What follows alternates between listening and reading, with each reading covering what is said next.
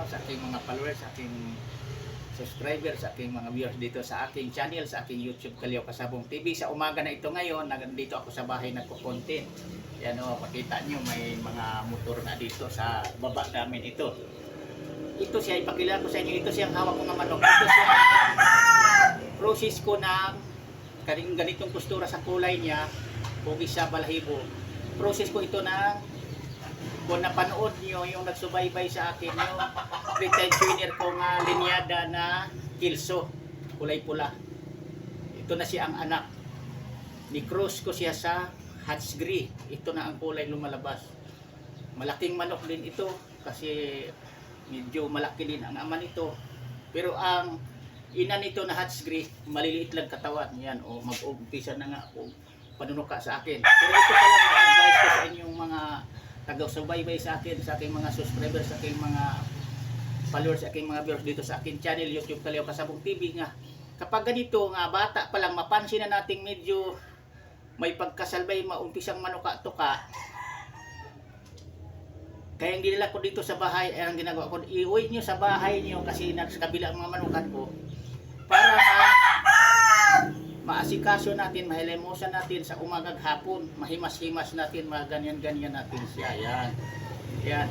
Kasi kung hayaan lang natin siyang manunuka siya, hindi natin maano kaagad turuan, lalong maging salbahe, lalo na kung tumatanda na doon lang sa talian niyo, sa manukan niyo. Yan ang ginagawa ko, pinaka sekreto kong ginagawa. Yan ang maibigay kong tips sa inyo, gaya niyan. Oh. Kung magsimula pa lang napansin ko na, inuwi ko na dito ko na pinaabo. Kasi ang linyada sa manok, di natin masasabi talaga. Tulad nito, ang ama nito hindi na manunuka.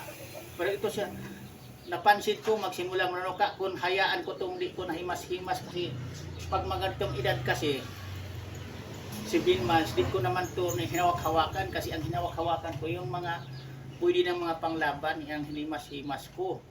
Kasi lalo na kung marami na tayong manok, di naman natin, lalo na mga 4 months, 5 months, di pa natin yan mahawak-hawakan. Sa aking ginagawa ko, pinakain ko lang yan, vitamins, inumin nilang tubig, pakain, sa umagang hapon, ganun lang ang ginagawa ko.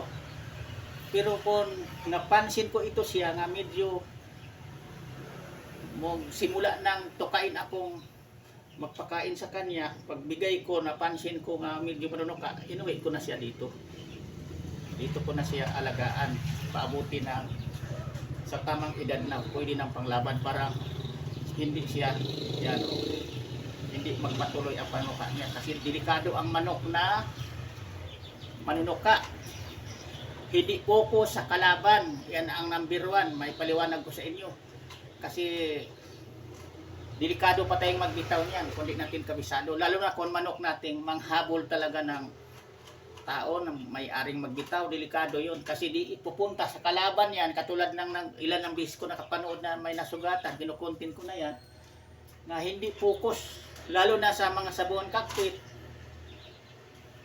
hindi naman malapitan ang bitaw, ang layo ng guhit, ang lapaga natin.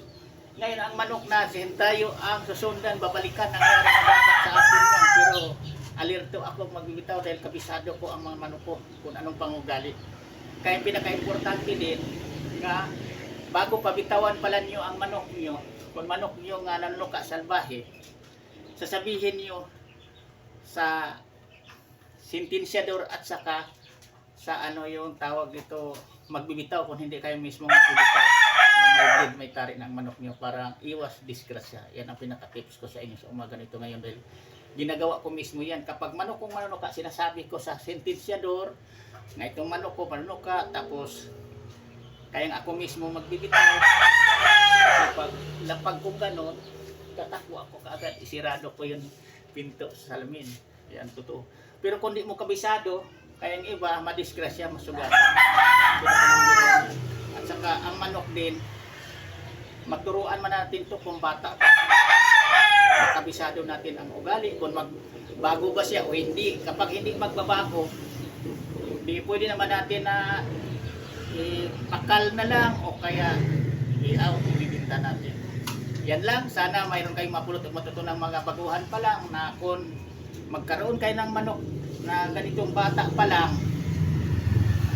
kung magsimula pa lang magpapaka, tutukan nyo na, hilamusan nyo sa umaga, sa gabi, himas-himasin nyo kung wala kayong ibang ginagawa. Sana meron kayong matutunan sa umaga nito ngayong mga baguhan pa lang. Yan lang, bukas naman uli ibang topic, ipapaliwanag sa inyo.